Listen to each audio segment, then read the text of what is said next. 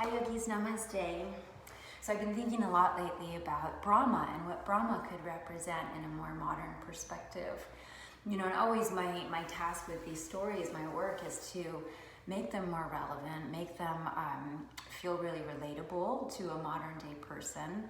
And some of them are not, you know, honestly, some of them you can just kind of toss out. Maybe they're just fun little bedtime stories, but we can't relate them to our lives. But I've been thinking about how when it comes to the idea of Brahma, how Brahma could really be, Brahma's the one who looks like a grandpa, and they call him sometimes grandpa in the stories. So he's got the long white beard and he's very sort of stern looking, and often when there's a problem, the gods and goddesses, they'll all run to Brahma and they say, Brahma, grandfather, help us, what do we do? And Brahma kind of looks at them and goes, I don't know, why don't you go ask Vishnu? Vishnu's younger, Vishnu's a little more hip, Vishnu's got better ideas. And I thought how Brahma represents maybe the patriarchy and the old ways of doing things, the old structures and systems that maybe they did work for a little while, but now we kind of keep returning to them, but they're not helping. And I think we do it, especially as women, it's like we're so trained to sort of see men as authority figures. You know, we need to get out of that and stop looking to these old ways of doing things for answers on how to fix the problems, because it's the old way of doing things. It's the patriarchy, it's the old systems that have got us into this mess that we're in now. And so asking the same people who got us into the mess to get us out of it is going to get us nowhere. And there's a really beautiful story which I've told you before, but it's nice to hear it again, because when you think of it in this different way, you know, it sort of opens up a new, it's like a flower that has one more petal that opens up. And so it's the story of Saraswati and Brahma, and how Brahma, when he's in the middle of creating the world, at one point when the world is dissolved and he has to recreate it, he's creating, and at some point he stops, he pauses, and he looks around.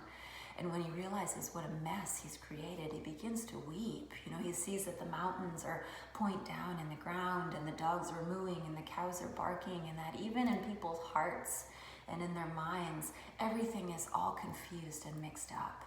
And so he sits down by the side of a river, and he cries for all the confusion that he's caused, all the chaos. And as he's crying, he's watching this river just flow, and it just seems like the most perfectly logical, graceful thing in the world, this river that just sort of knows where to go and fills in spaces, and it's beautiful.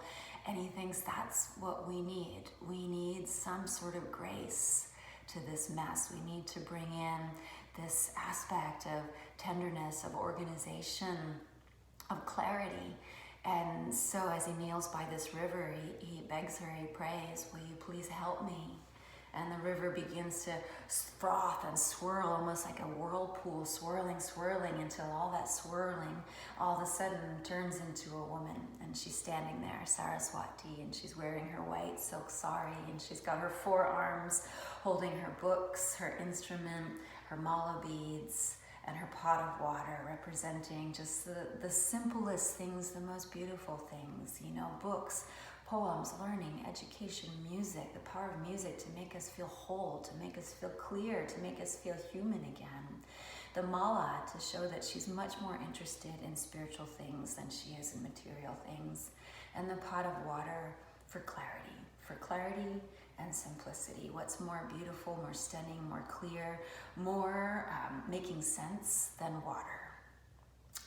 And so she begins using her powers of art and music and poetry and all beautiful things to make sense of the world. And she orders all the stars and the planets and puts them where they should be. And she orders all of nature and puts it where it should be. And so it's the woman that fixes things. Of course, I hate to be anti-man here, but often it is the patriarchy that gets us into problems.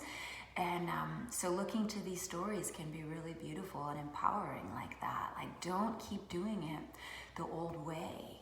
Ask the young women, ask the teenage girls in your life what they think we should do, and let's come up with new solutions, because Grandpa doesn't have the answers anymore.